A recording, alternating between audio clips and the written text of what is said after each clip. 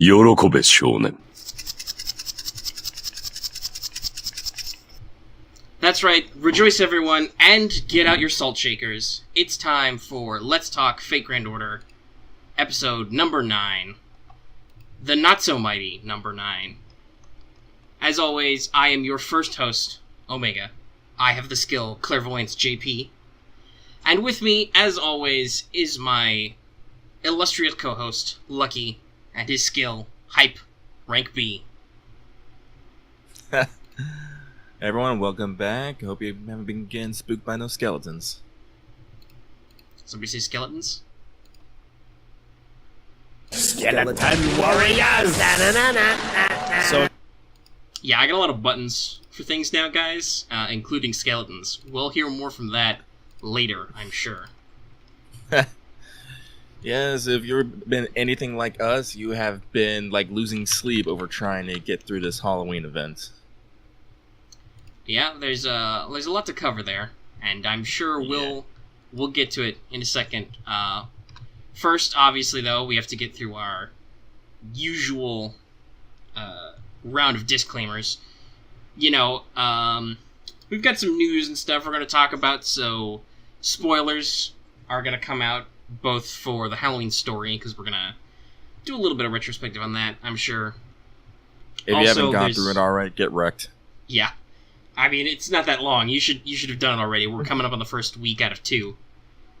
The other thing we're going to be talking about was there was a new story chapter in Japan that debuted. We're going to do the high-level overview of that.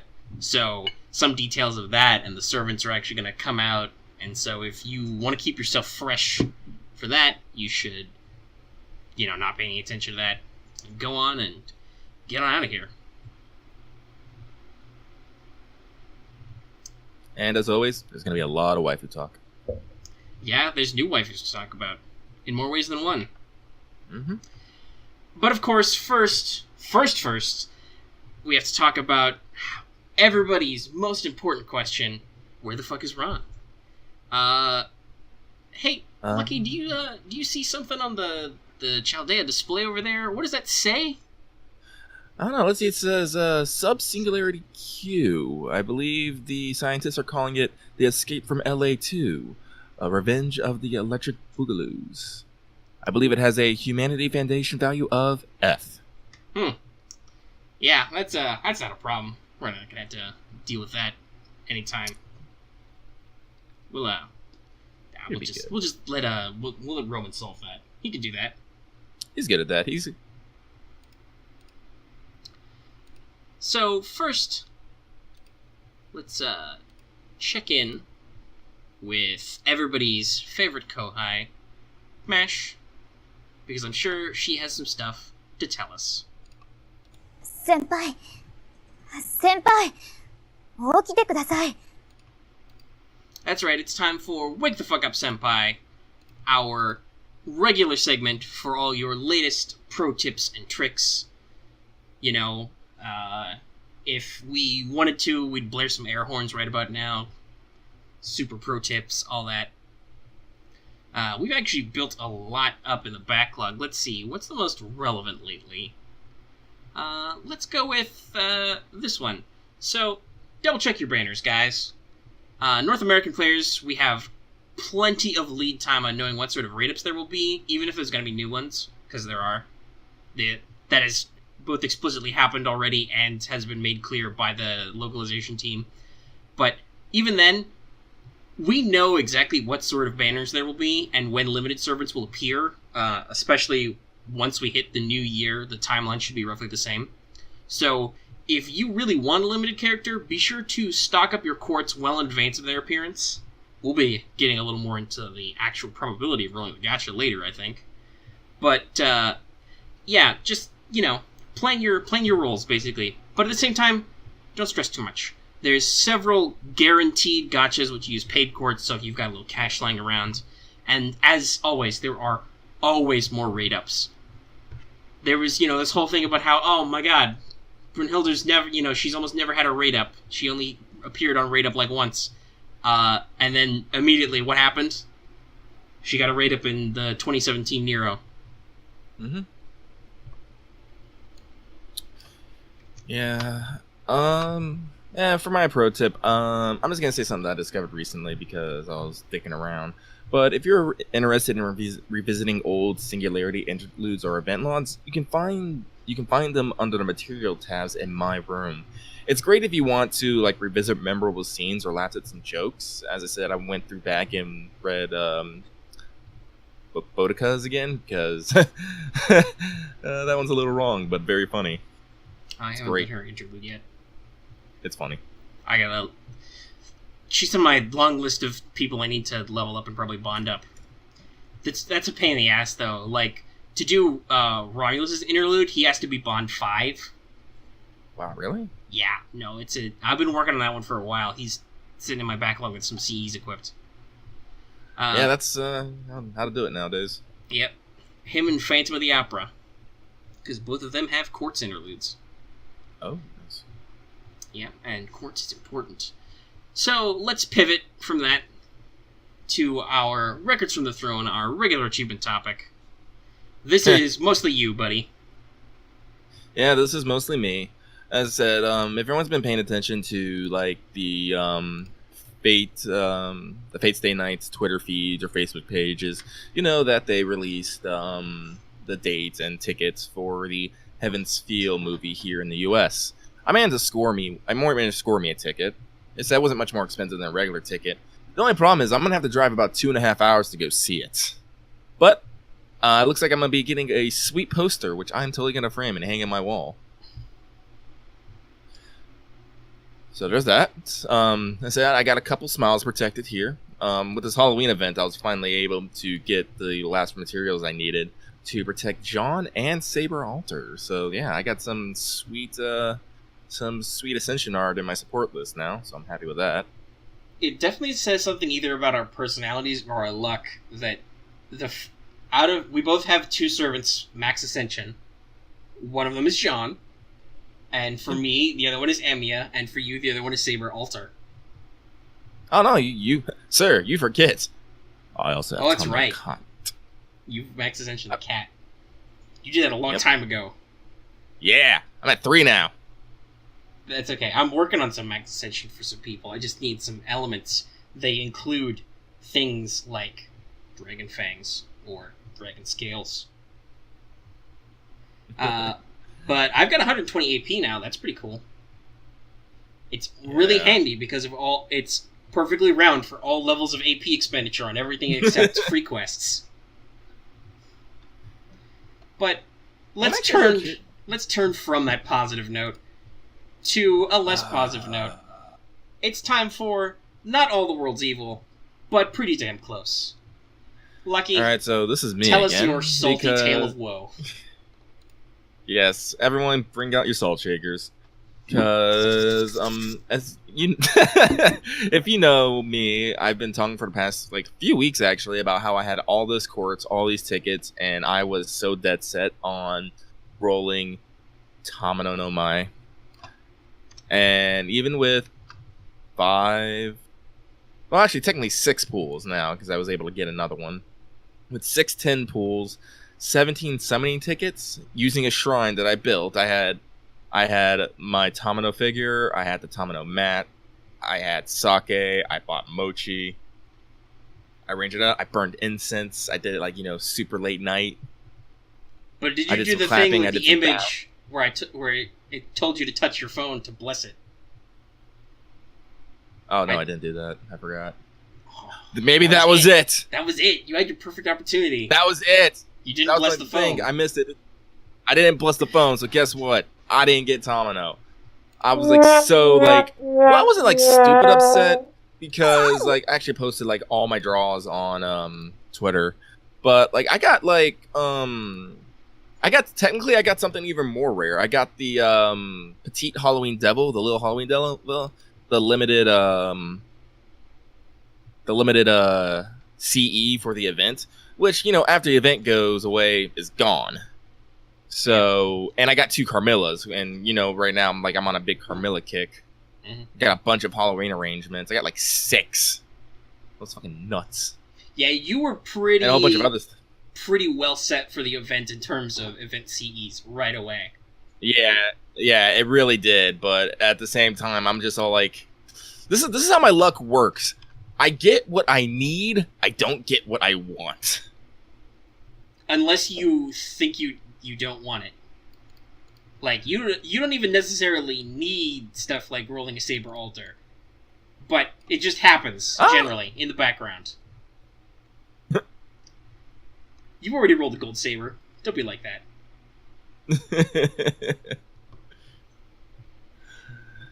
No, but we'll get into more about that later.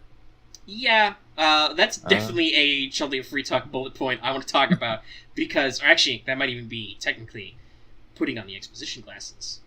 But,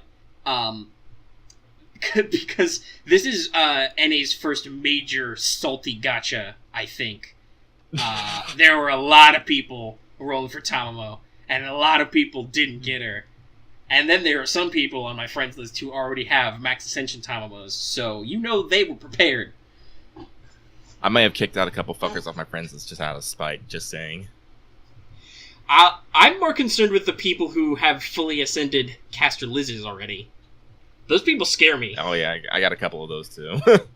I'm like, what have you guys been doing? Did you just save gold caster cards? They might have. For Tamamo and then didn't get her? Is that what you did? Because I know there were people who were fully stocked up.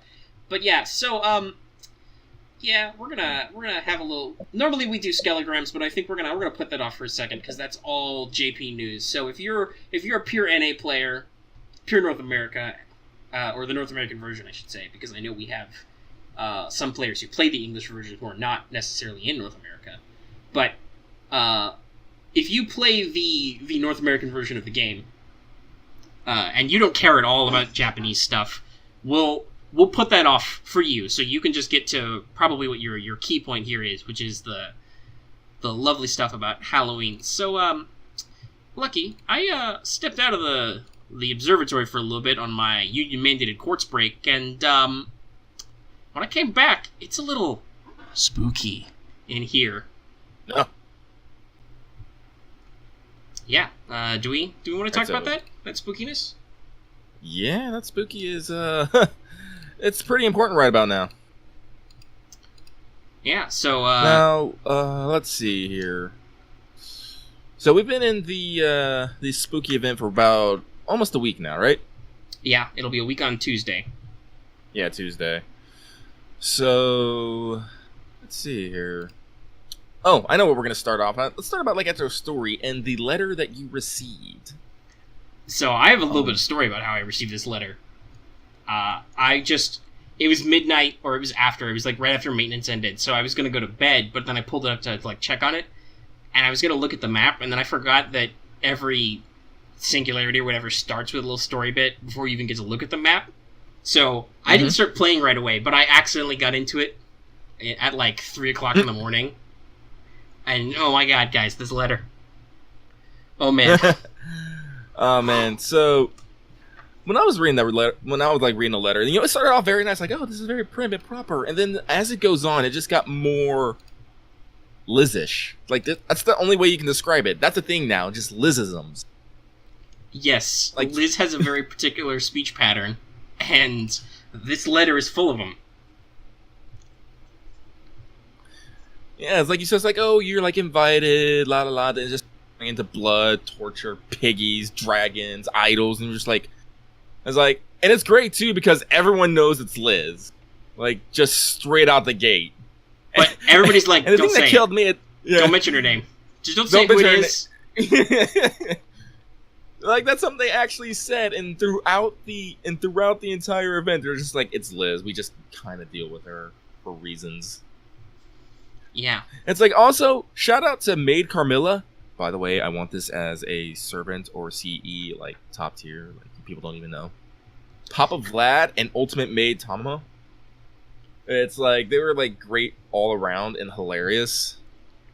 Honestly, I wasn't expecting Carmilla to show up because they're literally the same people, so they kind of have that antagonistic view of each other. Mm-hmm. But no, there she is, cleaning stains on the floor with Phantom Maiden. It's great. Quality shout out to Macbeth, I believe. Out, damn spot. It's too bad Billy Shakes wasn't there. Yeah. That would have made the event too dramatic. Too dramatic. But overall, I'm really liking the event. Well, I like the story part of the event. Yes, the story writing is very solid. It's humorous. It's lighter-hearted compared to some of the stuff you get from the actual story events. You know, very serious business stuff. The whole story flows pretty well. You can kind of see the points, but that's at the same time that's the point. Like there's a shadowy silhouette of Caster Liz, you know, in cutaway events, even though you can't actually see what she's doing. You know, stuff like that. Kyuhime is your primary ally who just stalks you through time and space, I guess. Yeah, I was actually expecting for her to be there for a story reason. No, she literally just shows up with lunch and starts feeding you. And it's like, no, I'm not going to go away. And everyone's like, this girl's dangerous. I repeat, everyone is like, this girl is dangerous. But of course, because you're a Japanese... let's not pass over, speaking of Maid Carmilla, where Kyuhime claims to have cleaning A+++++. She quote-unquote burns burnable trash and also non-burnable trash, which I'm pretty sure is a Japanese thing. Yeah, it is. You And separate yeah. trashes. So that's a little scary. I also find it hilarious that she's email pals or internet pals with Tamamo, who is also, you know, declaring herself #1 wife. It's like, how do they get along and not try to kill each other over the master? It's because, you know, at least regular Tamamo is all over Hakuno. Theoretically, Yeah, actually, I they don't have know separate her. husbandos. That might be true. It Actually, is no, actually shoot, now true. No, like it literally is true. If you get Caster Tamamo in FGO, her you know, like high level bond lines are not like, oh my god, I love you forever. It's, you're pretty cool, but I have another special person somewhere out there who I'm looking for.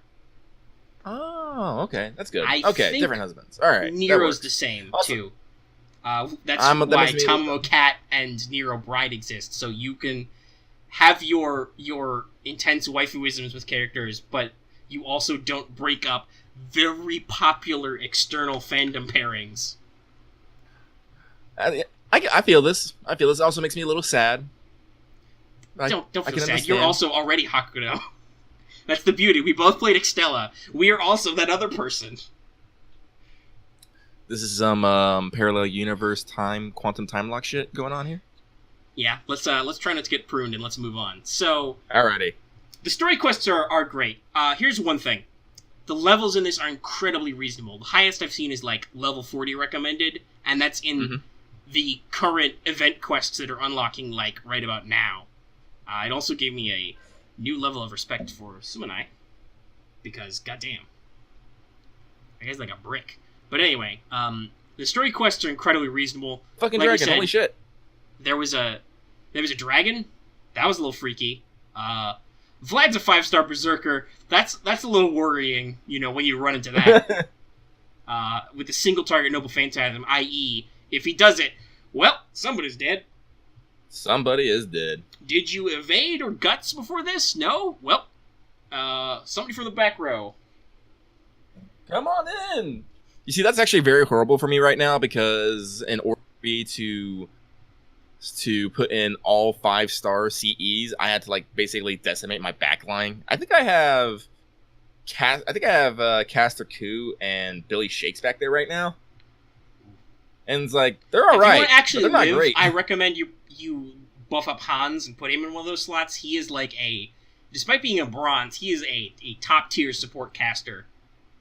That's what I've actually been hearing. I've heard a lot of people like I remember he has an arts NP that has a chance to do attack defense up and does healing per turn like Jean, only he doesn't stun himself and it's an arts and he has a rapid casting skill, so he charges his own NP gauge and then he does an arts NP, so you can chain buffs and healing with him pretty easy.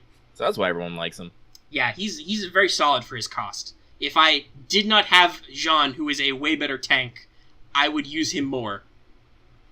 Speaking of which, by the way, that's the #1 person in my backlog. I put a silver in my front line because I've been working with Ushi a lot, rather than Medusa, because Medusa's level 60 and, you know, incredibly high bond level, so there's not necessarily very much production use to putting her in when I need a writer. And there's a lot of caster enemies, so my level 40 Ushi does a lot of the heavy lifting. I put, you know, a gold servant to, like, hold the important CE and suck up some stuff in some of the later quests, and then I have a support who is usually your Tamamo cat. That's not going to come back into play later. And then Jean is my first backliner. And then the other two is Romulus and Phantom of the Opera. So if we go past Jean, we're in trouble. No, as I said, yeah, so I'm basically been using these events to help me build up my, because as you said, the levels are very reasonable, so usually I can get it done with my front line. Because I rock Tamamo Cat as my leader, then followed up by, I've gotten a caster Liz by up Waver. to, like, Bond 5, and, like, level, I think she's in her mid-30s right now. We're through one ascension. Nice. And considering you get her at the end of the story, like, that's pretty good. For just a literal brand new 4-star. And if, God forbid, I could run into some caster enemies when they do the servant types who drop some embers, that'd be real great. Mostly you've been getting, assassins and lancers? Yeah, mostly you get assassins and lancers, and then in some of the later ones, like, you get some saber ones, which don't help me at all, because I need reverse scales and saber monuments for Saber Lily. Which I can get in the event, luckily enough, but they require currency. The loot drops are pretty solid. I've discovered that they're way better once you actually get some of the CEs. To start with, they're very slow. Depending on what you're doing, you have to spend a lot of AP on some of the quests, which I think is one of the things that made it slow for me early on, like, because I was hitting the 30 AP repeatedly. But I got my CE drop from that, and I also bought one from the store, so I don't need to play that. So we've talked about how, like, shockingly, it's actually very expensive in terms of cakes to get, like, the last Liz, because it takes 500 cakes, and to get other stuff to spend cakes on, like Evil Bones or Dragon Fangs, which I need. Like, but guess what? You get a couple copies of the Trick or Treat CE, and you run the 10 AP. You get, like, between 10 and 20 sweet cakes per run. I'm not actually worrying about that too much. As I said, my current, as I said, I got set pretty early, so I was able to. I've actually cleared out all the trick back goods in the store. So now, anytime I get a trick back, that's automatically convert. I just automatically convert those to cakes, and they're 5 per. So I get, like, 4 or 5 trick backs that I just once. It's like, oh well, there's 20 cakes for me. Yeah, that's pretty good. Right, because right now I'm like, one that's gonna be kicking my ass is sweet candles. Oh, candles. Because there's a lot of stuff for sweet candles. Yeah, I'm not sure I need candles quite as bad, but whatever you needed something. The store's very good, basically. It's a real good store, but it takes all the currency. There's a lot of currency. You got to spread it out a little. I'm honestly not too fussed about any of the craft essences except Halloween Princess. That's really good. The others are mostly shitty. Let's be honest. Like, I don't know.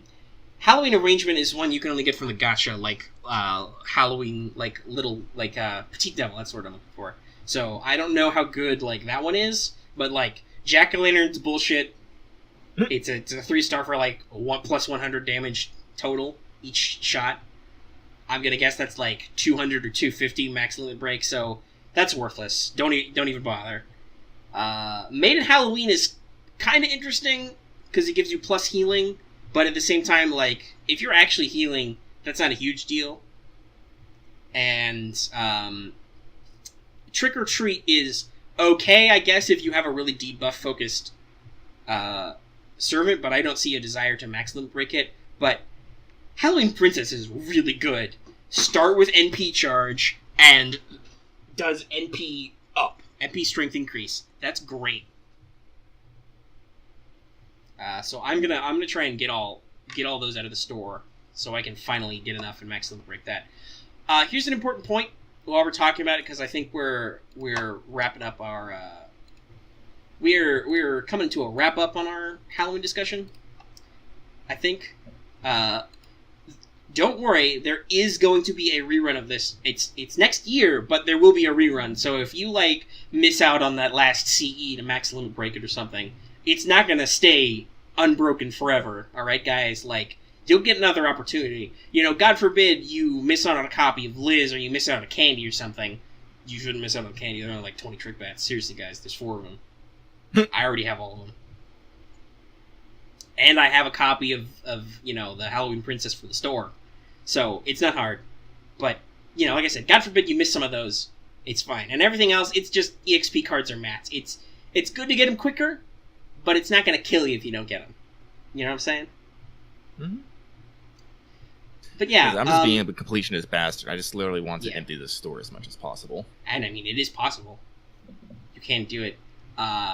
Some of that might involve using some of those golden apples they're giving us, which I don't want to do because I've heard that the Christmas event is relatively short and involves similar timed unlocks to quests like this one does, so you really want those golden apples, so if you're out of AP, you can quickly refresh right away, and keep going.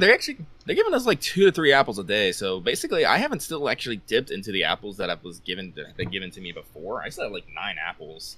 I didn't have so many, I think, because I had that, you know, that thing where I missed some days and stuff, and that's when they were giving out the apples. But I still had quite a few already, and I gotta be close to like 15 now. I've used a couple that they've given me, but never more than I'm getting per day. So I'm still doing net increases in apples, and especially like I said, since I switched to the 10 AP run to get more cakes and stuff. Like, yeah, no, it's way easier on the AP expenditure. We will probably have maybe some final thoughts on the Halloween event next week, because that'll be like right before it ends. We can probably tally up what we're expecting to get out of it, what we might miss, that sort of thing.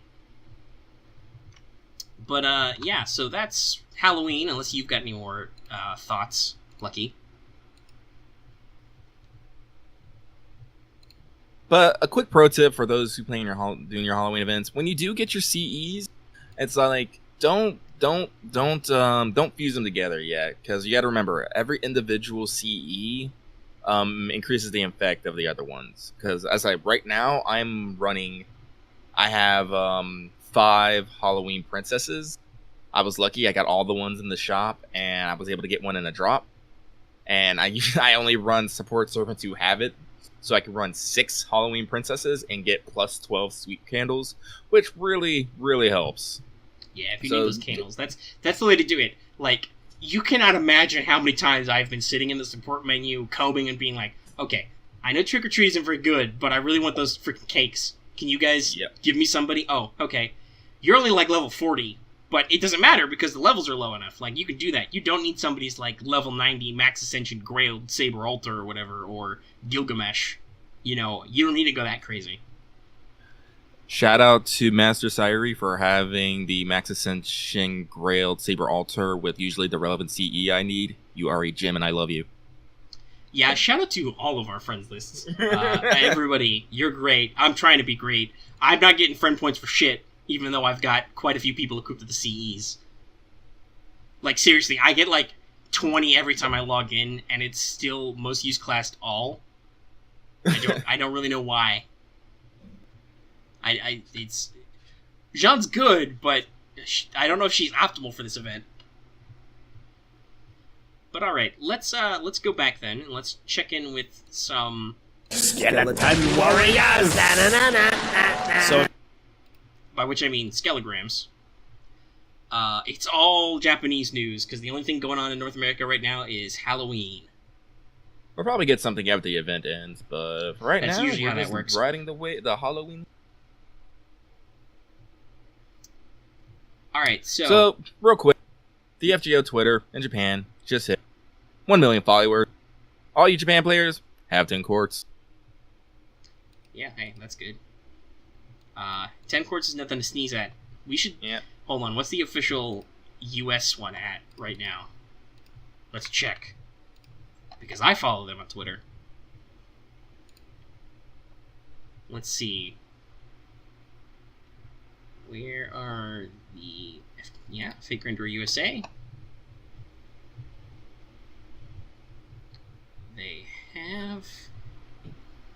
have 25K followers, so we got some ways to go.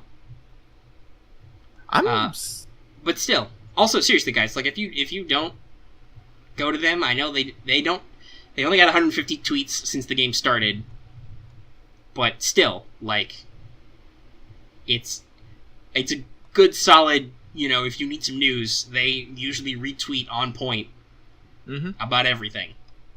They preview the craft essences and all that other stuff. Like, if you weren't giga nerds like us peering into the future of Japan, this would be a good source for your news. And there's courts in it now, so just do it. Alright, but speaking about, like, super popularity, we mentioned, actually, yeah, it was like the day after our last, we recorded last. Yeah, I think because there of was going to be the time zone difference, it literally was happening or happened as our last episode dropped. Yeah. And,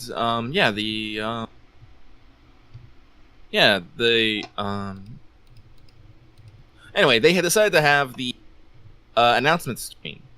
And it happened randomly, but I decided to go jump into it and watch. And at one point, just in YouTube alone, there were 74,000 watchers, like in the stream. Like, just if you just want to get a scope of how many people were watching it live. Also, my Japanese is stupid basic, so I couldn't follow along fully. There's a lot of me going, "What the hell is this?" Yeah, our notes about all that are, all based on like later stuff from people who can actually translate good. And obviously we've had like a week to let information percolate, But it is great. Like, during our Discord, there's like literally just a big page of me just doing initial reactions, going, "What the hell is this? What is that? Who is that?" AKA our Discord channel whenever Lucky watches something. Yep. But yeah. But fun fact, it was actually, as soon as the stream ended, I believe Epic of Remnant 3 Shimosa went live. Mm-hmm. And we need to talk about how ready Japanese players were when it did.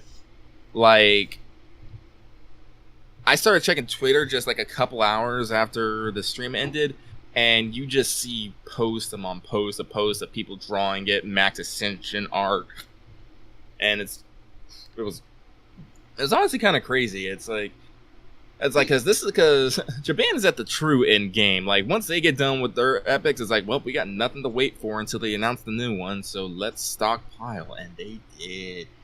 Yeah, I went onto the subreddit to post the link to our new episode, and, obviously, everything was ablaze with new Epic of Remnant details, and it was like, oh, here's the final extension art for this servant. Oh, here's the final extension art for that servant.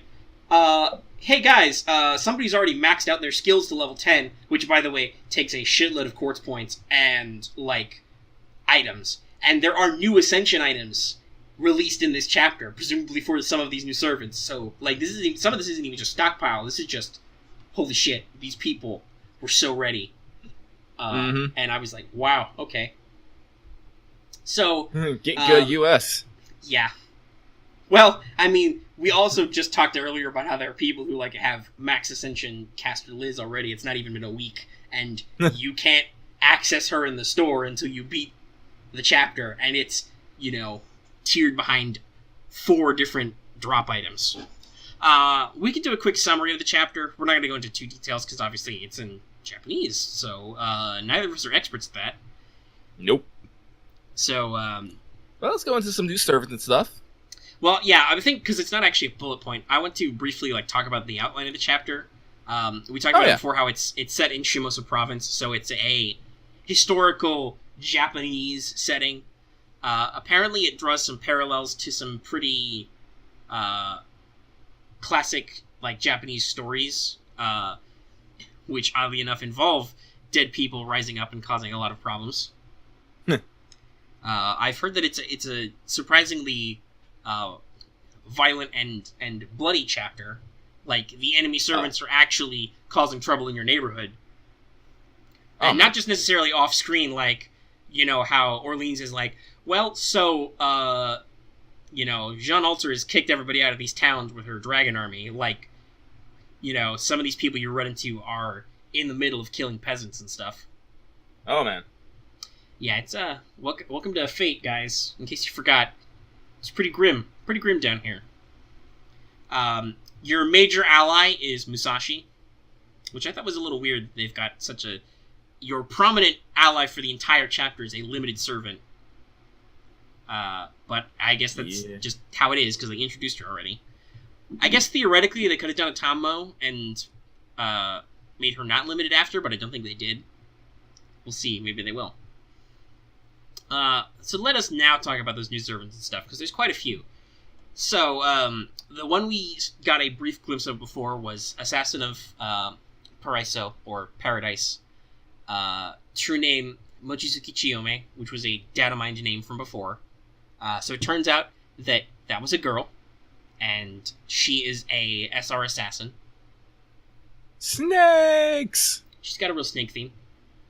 Her MP is a lot of snakes. Yeah, Great. it's something related to Orochi that I don't understand. I think even the in-community translators are like, it's a shitload of kanji and stuff, guys. I don't fucking know.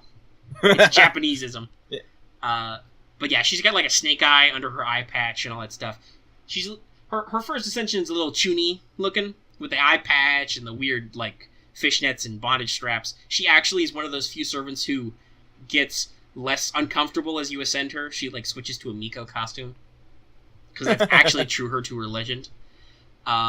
We've also we've got Koto Danzo, also an SR assassin. Hey, guess what? If you guys want non-limited gold assassins, they're not SSR, but there's more of them. Danzo is a Fate double feature. Not only is she a gender flip, but she's also some kind of medieval Japanese robot thing. She's like a puppet girl. She's very archetypical ninja looking. Oh yeah, no, she's got a real classic look. She appears to be the main story lock. So you have to complete the chapter to unlock her as a servant. I think she also shows up as an ally in it. Then we have the Archer of Inferno. Alright, now we gotta talk about the main... Yeah, Archer of Inferno. Everybody's real big winner. That's true name Tomoe Gozen. Her character was supposed to be summoned in earlier chapters, but she basically died or disappeared before you met her. So she was mentioned before in a lead up to this. She's an archer, obviously, SR. So hey, that's good. SR archers. She is not a story lock, so she's just in the gacha forever, guys. She's cute and she sets things on fire, so I want it. Also because it's a gold archer. Also she likes video games. It's her hobby, which I've seen some very cute fan art of this. Oh yeah, no, she's super moe. It's great. She's adorable. She loves video games. She's kind of shy and stuff. Too bad she's a married woman. What? Yeah, actually, oddly enough, hey, guess what? That's Tomoe Gozen is a very famous Japanese character, a very archetypal character, who is known for her loyalty. And it's one of those, those zones. She calls you, like, young master. It's clear that she kind of plays the motherly or the big sisterly angle. Though, oddly enough, Maeve, of all people, plays your wingman a little bit. Yeah, one of her My Room dialogues is, if you have Maeve, she's like, what do you mean acting like a widow all the time is no good? Sake, are you sure? Tomoe sounds weak to drink. Which sounds very Maeve if you know her. But yeah, no, she's got a great design. She's adorable. It's too bad we gotta wait 2 years. We're literally just inflicting crits on ourselves here. Yeah. There's a new rare that's Silver Lancer, Inshun Hosen. He looks a bit like Saitama without a shirt.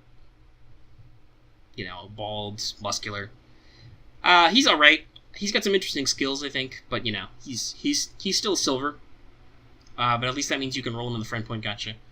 Kojiro got a new NP animation. It looks like that is how it appears in Unlimited Blade Works more. And then where it's the 3 blades going at once. Yeah, it's a really cool look to it. Also, the Part 2 gacha confirmed that Yagyu Munenori is an SR Saber. He was discovered by Datalog before and appears in the chapter as a boss, but wasn't rollable right away. And he's apparently got a pretty boss and mimetic skill set. He's got an arts NP, so it seems like Delightworks, the developers, are maybe trying to bring back arts a little. Because currently, the metagame is busters and crits. Like, everybody agrees that the top-level Brokenist Servant combos involve Merlin with his ability to do buster ups, crits up, and single-target buster NPs and stuff like that. Like, Tomoe, for instance, she's actually a fairly average servant as far as 4-star archers go, but she's got a buster NP, and she's got some, like, steroid skills that supercharge her up before she does it, so she fits perfectly into the meta right now, as much as there is. And of course, lurking in the background, we've got some fun characters, but I'm going to talk a lot, so I need to get a drink for a second. Because I'm going to have to exposit once again. So I need a cool, clear throat for this. Well, I'll start things off a little bit so we can take a drink. But lurking in the background is Saber Sasaki, who might be the new MP. Who knows? He's the final confrontation, though. Just being an NPC thing like Avenger Amakusa. Who's another boss. And then my personal favorite to talk about right now is Muramasa, who is also Shiro. Now, talking about Muramasa, he's very famous in Japan as a very, very talented swordsmith, but whose swords were considered to be cursed and would drive their wielders to murder and even commit suicide. And honestly, this makes sense that Shiro would be his vessel because, as we know, Shiro has a lot of shit going on, and all he can do is make swords. Yes, yes, I think that goes together nicely. There's a famous quote here. This is the only magic allowed to Emiya Shiro. Mm-hmm. Alright, so there's been some confusion on the exact translation of some of this stuff, but basically it seems like Muramasa is a phantom verging on a pseudo-servant. Keep in mind, like most pseudo-servants where servants are physically like the heroic spirit is physically possessing a human, those are usually like divine spirits, because they can't be summoned normally as their divine selves, and a phantom is more like an urban legend or an amalgamation of those. So Muramasa even explicitly says, I think, as far as I can tell, that his own works and deeds were not necessarily enough to qualify him for the throne in life, but when he's summoned to the chapter by an outside entity, his physical form appears as Emiya Shiro, who, to quote Muramasa, he says possesses the same nature, ability, spirit, and end to Muramasa Sengo. And he wonders if the physical body, the voice wonders, I should say, of Muramasa, wonders that if his physical body is connected to him by blood. Keeping in mind, we have no idea who Shiro's actual family is like. He even goes as far as to say that his own descendants would think his physical form was him. That's how similar Emiya Shiro is to Muramasa Sengo. He basically is a human who has all the qualities of him, but isn't him? Maybe? It's a little weird situation. We probably need to get his full servant profile to get an idea on that. Some people are suspecting he'll be for Halloween this year in Japan. My money is that he'll be New Year's when they do a paid gacha, and he'll be the big draw. You know, you get a one paid pull. He does say he's a saber in his dialogue, though, which, by the way, I think is super deepest lore, guys. Like, holy shit. That would make him weak to Emiya, weak to Gilgamesh, weak to Ishtar, but make him strong against Pavarti, and strong against Taiga, and stuff like that, but neutral to the classic versions of Artoria. Wow. Yeah, I think it's great. It's a really great place to put him. And because it's Muramasa instead of Shiro, nobody argues about, well, Shiro should be an archer, or whatever. It also, interestingly enough, makes him strong against the Lancer versions of Artoria. Now, hey, there's a confrontation I want to see. Delightworks, somebody, give this to me. That's some shit I want to see. I want to see older Saber, or older Artoria, I should say, versus young servant-powered Emiya. That could be some things. Honestly, like, that reminds me of some art I saw of Muramasa actually facing down Lancer Artoria, and he looks super upset of what Artoria had become. Yeah, I need to. Like, if you can find that picture, I don't think I have that one. I have the reverse, which is Master Saber has summoned Muramasa Shiro. I asked him, "Are you my master?" That's a great fucking image. Oh, and we didn't clarify this before, but his appearance as Muramasa is limited 0 over Shiro. Literally. Yeah, no, literally, it's him. It's the same sprite. Drawn by Takeuchi, the original artist. Hey, so if you like Shiro shirtless, you're gonna get a lot of that. Mm-hmm. That'll be interesting to see his ascensions. See, it makes me wonder if this was the plan all along to have Shiro fill this role. Yeah, I'm trying to remember the lore. Just something that came out later. Because there's a little lore snippet on every craft essence. I wonder. I'm trying to remember what the lore on Limited 0 over is. Online, you can hear me type it. Convergence is the proof of the ideal. As if forging a sword, as if burning up your own life, you will continue to strike steel. Yeah, that actually sounds pretty close to Muramasa. Yeah, so I wonder, like, now here's the question: how much in advance do they have everything planned? Well, I mean, we just talked about how people data mined that pseudo-servant Sakura as Parvati is in there for a while, so I think they've had some ideas where some of their famous characters slot in for a while. They just need the right events, you know? They just need to figure out the right time for them to show up. Also, there's a new version of Emiya that plays in the game, and there's some actual CG backgrounds, not just sprites, but actual, like, major illustrations, graphics, which will be in that chapter. So that's something to look forward to. You've probably seen them already. Mm-hmm. Also, you get to meet little Kiyohime while she's still alive. You actually physically meet her in the chapter. I'm like, you don't understand. I'm like super excited. Like, I am like, every time I get excited about this, I just am reminded that we have to wait like. Yeah, but you see, we can plan. I can know when Epic of Remnant 3 comes out. I want some motherfucking quartz. I'm gonna roll that read up. Also, talking of deepest lore, so apparently this story selection actually clarifies what the hell is going on with Chaldea summoning.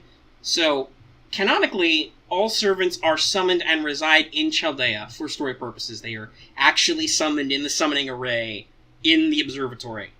But then, when we race shift to a singularity, they remain in Chaldea, and when you call for them in battle, they are summoned as kind of a shadow of the Saint Graph.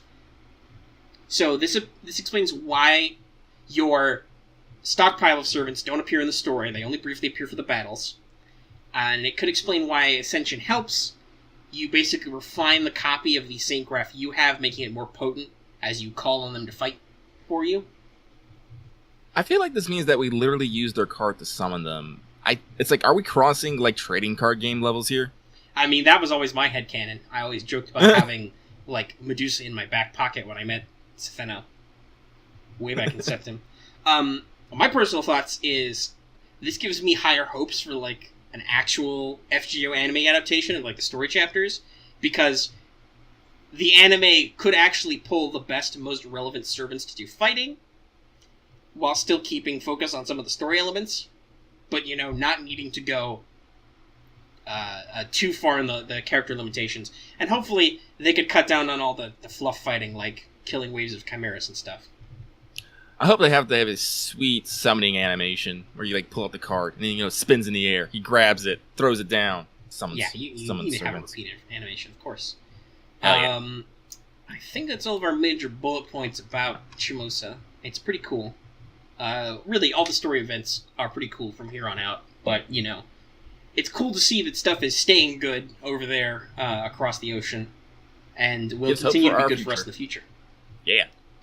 Also, after the various gachas and associations with this, I'm hearing rumblings that there will actually be a Japanese Halloween 2017, and it will be supposedly the conclusion of the quote-unquote Liz trilogy.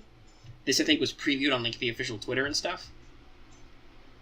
No further details at this time, but that's kind of interesting. Yeah, well, as the first year was Caster Liv. Second year was Saber Liz, who's Brave Liz, if I'm right.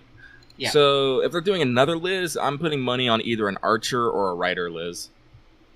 And I know that a lot of people in the community have thought of a Berserker Liz. So we'll see. Yeah. So that's all our news.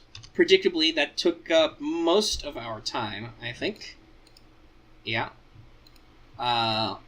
We have some stuff, though, we can hit up really quick as we transition back to Chaldea Free Talk. Yeah. Chaldea Free Talk, legally distinct from Chaldea Radio since 2017. And if you don't get that joke, you need to pay more attention to this community. I'll start things off, but like just something I want to talk about. I may have mentioned this before a long time ago, but I want to mention again how much I love Fate and like Fate Grand Order, because it really makes me think a lot about history and instills a sense of curiosity in me. Enough to go out and learn about all these historical characters. Like a lot of these characters I didn't know anything about. But when you draw them, or you hear about them, or you see them in action, you're like, who is this? What is this story? And you go Wikipedia, Google, and you just start reading, and reading, and reading, and then you're just like, oh. It's like, I think that's something that's like kind of underplayed in a lot of things. It's like something that like immerses you in and out of game. Yeah, I mean, you get little snippets from their profiles, but you can really get into some of these characters, and I think that's really good. And usually, how they are used in the... Obviously, I mean, there's fatisms, you know, like the gender flipping. But, there's still a lot of deep understanding of the lore, if you will, of a lot of these characters. So, what I wanted to talk about was something I'm going to call How the Other Half Lives. So... guess what, guys? Lucky solves all his problems with a waiver and 2 Tamamo cats. Yes. It's super effective. Yeah, it is, I'm sure. It has bitten you in the ass a couple of times, though, hasn't it? Well, yeah, I sent you a screenshot.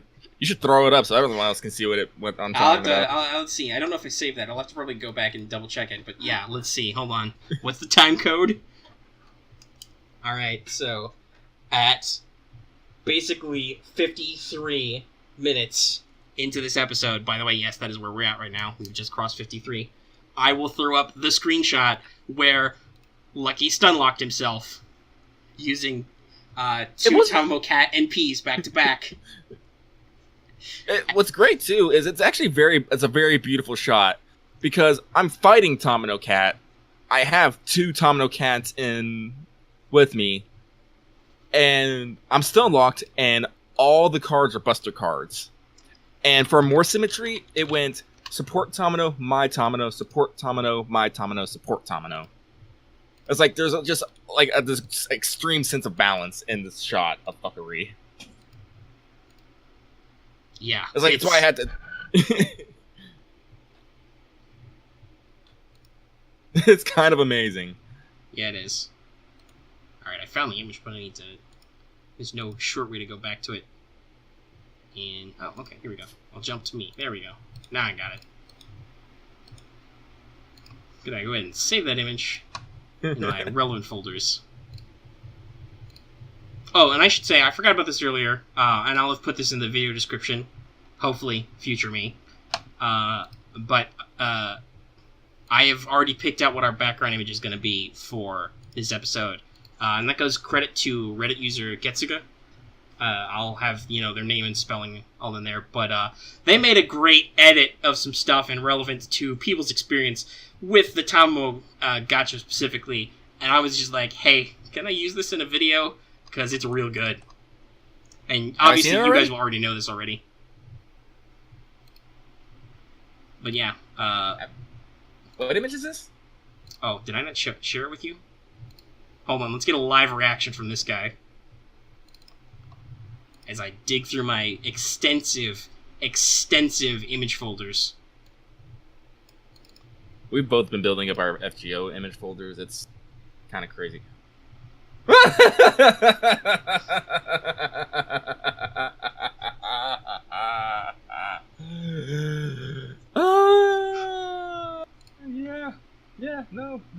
That's it. Yeah. Accurate, right? Yep. Actually, there's something I did want to mention though. When I did I found actually kind of crazy. When I did all my 10 pulls, I did not get a single black key. Not a single one. Yeah. It was kind of crazy. Supposedly there's a point where black keys are actually removed from the gacha. Really? Yeah. There was an update to that because people complained about it a lot, probably. Not that it's a huge deal, because they're just replaced with more CEs in circulation, some of which are honestly worse than black keys. Like, as fun as it is that I rolled Anchors Away is kind of useless. Like, it's more stuff like that. Like, there's a lot of junk CEs. There's some not junk CEs. There's a 3-star CE called Divine Construct that came out in, in Epic of Remnant 3, which gives Sabers specifically an NP boost, and it's just a CE of Excalibur, which is pretty cool. But yeah, to roll back to those other points, don't ask me who's in my support slot when talking about how Lucky solves his problems. That's entirely not relevant to this discussion at all. Speaking of supports, like I get a lot of friend points through my Berserker recently. She must be pretty popular, eh? It's probably because you put what was it, Maid first on her? Maid in Halloween? Yep. Everybody knows Halloween. You need those. Speaking of which, let's see here. I think we're gonna skip our servant spotlight for now because we're running low on time. I I'm think still it's too very salty for it. important though. We need to talk about how probability works, guys. All right. Next week when I'm not so salty. Yeah. So here's the thing. Okay, when you roll a gacha, we know this because they had to do. I'm pretty sure they had to publish the statistics in China because that's a requirement there. Oddly enough, not in Japan or the US. They don't have to tell you what your gamble chance is, but they had to reveal in China that it's a 1% of an SSR every time. Now, this is very important. You need to understand this. This does not mean if you make 100 pulls, you will get 1 SSR every time. That is not how probability works. Trust me, this is one of the few math subjects I am actually good at. Because there's replacement, i.e. because you don't take anything out of the gacha when you roll it, the chance remains exactly 1% each time. So, that means that the only generalization is statistical. It is still a literal 1% chance each time. That said, you can increase your statistical likelihood of rolling certain things based on certain rolls. And this is fairly easy to calculate if you know what you're doing. I think it's called a Bernoulli sequence or something. But basically, you can calculate based on your chances of failure each time. You can, multiply that up by your number of rolls. So, you need to make, 20 10 pulls, I think, to get, a 40 or 50% chance that in there somewhere you will not fail and you will get an SSR. And past that, the bell curve basically means that it's useless. There's no point in going past that because your statistical chances get higher so incrementally small each time. So your optimal is 600 quarts. But remember, that's still pure statistics, okay guys? That doesn't actually change that it's still a literal 1% chance per pull. Yeah, we were actually we were actually talking about this earlier, and because as I said, I did all my pools. I was bemoaning my lack of Tamamo. I was getting mad at people who did have Tamamo. And Megan's just all sir. I was you need to check yourself. And What? It was literally the thing. I had to go back and look at it, and it's God damn, I need to I need to check my gacha privilege because I'm actually well ahead of the curve. Yeah, I was 1, sir, you did not roll enough quarts. Mathematically speaking, you were on a prayer. And 2, buddy, how many SSRs do you have? The answer is 2. 2 SSRs. How many SRs do you have that are distinct and were not free? I don't actually remember. What did you say? Was it like 9? Martha, Marie, Dion, 2 Saber Alters. Am I forgetting anybody? Nope. Maybe. I think we only heard like 4. You might have cut out a little bit there. Oh, a little bit there. Well, let me go through it again. So, for just SRs, I got 2 Saber Alters. Then I got 2 Maries. That's right. I got 2 Maries. Then I got Martha. Then I have 3 Carmillas, 2 Tamamo-cans. I also got Dion. I always forget about them because I don't care. Well, and then we're over 10 already. Yeah. And then, like, on top of that, I have 2 SSRs. I have Jean and Waver. Yeah. Meanwhile, I personally think, especially if you, like, check my rolling on, like, Fire Emblem Heroes, and compare it to other gacha games I've done, I've got pretty decent luck. I've got 1 SSR, and I have, like, 5 individual SRs, not counting the fact that 2 were free.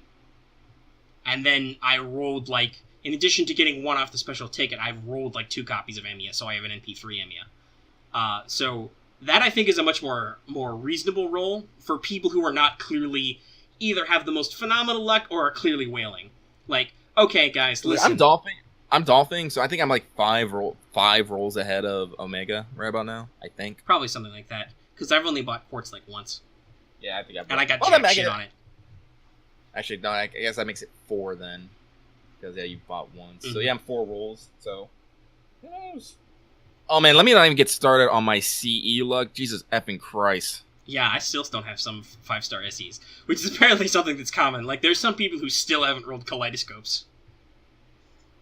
After we've been going for over 100 days, people still don't have one of the starting SEs. I mean, hell, I don't even have Formal Craft, which I could really use. I only have 1 copy. See, of Projection. I have Formal Craft. I need Imaginary Around. Now, yeah, that I got. I think I might even have gotten multiple copies of Imaginary Around. I have a Max Limit Break Verdant Sound of Destruction. And I have... Oh, no, here's how my luck... I Max Ascensioned Angel Voice, and I still have 2 more after that. And I was like, for a week, I'm like, what the hell do I do with these? Yeah. I ended up... I mean, I probably shouldn't bitch too much about my CE luck. I got a fucking Heaven's Feel on a ticket. But yeah, so, probability, it's weird, guys. Just, be reasonable at your gacha expenditures. Like I said, there's always more rate-ups. Think about it. Plan. But don't be too salty. The chances are really weird. You gotta really think about this. And, like, don't get mad if you roll once on a gacha, like roll once on a banner and don't get anything. Like, I've done that. I've gotten jack shit. I'm kind of sad about it, but I'm not super upset because I rolled once. Like, what am I expecting? That's why I'm saving. See, I feel like I have a little bit reason to be upset because I rolled 5 times through 17 tickets. I'm like, you can't tell me not to be mad. No, I mean, you tried. You didn't try as hard as statistics say you can try, but you gave it your God's honest effort. Yeah, I did. Oh, that's right. I was saying earlier about whaling. If your support list is like, Max Ascension Grailed Jean in your all slot, and then you've got an Artoria or a Saber Altar in your Saber slot, and you've got a Gilgamesh, and then you got a Waver down there somewhere, like, if you're just full stock on golds, like, either you're the luckiest son of a gun alive, or you're whaling. Like, you've been paying money to roll it at limited servant banners. It's okay. We understand. We love that you have disposable income. That's the only way I'm probably gonna get to try Gilgamesh. Because when I rolled for him, I got Jean, and I got Jean on that banner. Like, honestly, like, people could probably think I'm probably whaling too, looking at mine, because my support setup is pretty sweet. Like, John, Alter, Emiya, then I have Ku, Marie, Waver, Carmilla, Tamamo. Nah, I mean, you got silver in there, buddy. Like, that's how you know. True. Like, you haven't done your damnedest to get the one Gold Lancer who's in the game yet, and then the next Gold Lancer will be limited, and we don't know when that bomb's gonna drop. Yeah, I'm starting to hoard again already, but I'm not gonna have anything. I mean, you gotta, because London. Mm-hmm. London. As I said, next month I'll probably be dropping money again to bolster my my court stores, but oh man, I'm so sad. Yeah, and don't forget, keep some money around for New Year's, because that's when they do the guaranteed, where it's like, you will definitely get an SSR, but only if you use paid courts. But remember, they do that regularly, so don't worry about it. They do class-specific ones, too, sometimes, which is great, like if you're looking for something specific. But, yeah, so I think that's about everything. We're well past. For Master Feedback, let's talk about what historical region or era you'd love to see covered by FGO. That would be a great question to ask, because I know some people have some opinions on that. Honestly, I would like to see the North American Railroad, like the whole development of that. I think that'd be cool. That was crazy. Yeah, there is a whole America chapter. The what? But there is a whole America chapter. But yeah, there could be some more action in North America. I know our legends are newer, but I'm sorry, we don't have your sordid history, Japan, which isn't even really that long compared to other stuff. Also, one more question. Who's that 3-star who still eludes you? For me, it's Castor Giles. Still don't have that guy.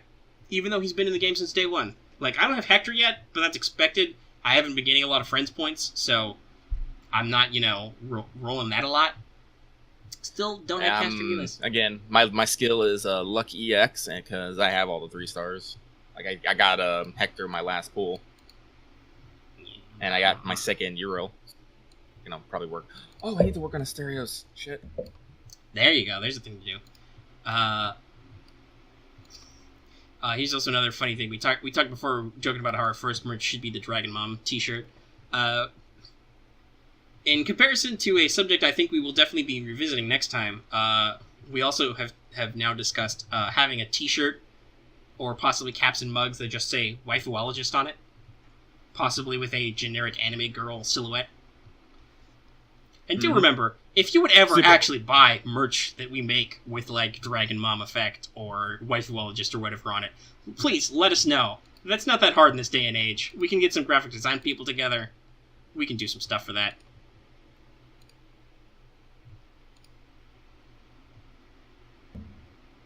So that about wraps us up. Sorry we've been going a little long, but, new stuff, always good to talk about.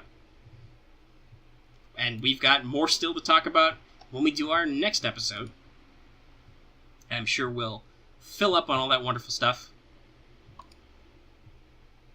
So now it's time for our usual outro.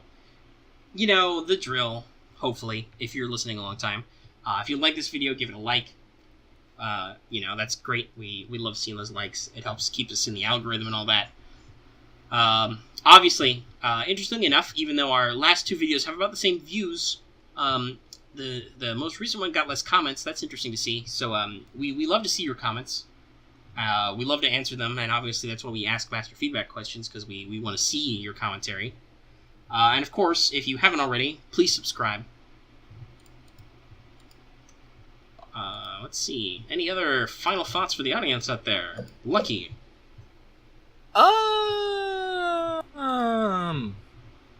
I said, I want to hear about your guys' Halloween experiences. If you've been making your rolls, if you got something you wanted, if you're super salty like I am. So, share your experiences. We want to hear from you. Yeah, we always want to hear from you. As for what'll happen next time, honestly, we have no idea. That'll happen as it'll unfold. We'll probably do a retrospective on Halloween, kind of talk about what we got, maybe what we didn't get. We'll probably do some prospecting on what will be coming up next in the U.S. Yeah, we're gonna make some guesses. We got Halloween. Not Halloween. We got Christmas. We got New Year's. There might be Gouda Gouda and the London chapter. So we might go crunch some numbers and see how that might fall for us. That's going to be ever closer to the U.S. release of Heaven's Feel, and we're gonna see if my spooky prediction from last time is going to come true. And we'll see if people saw it coming. You never see it coming.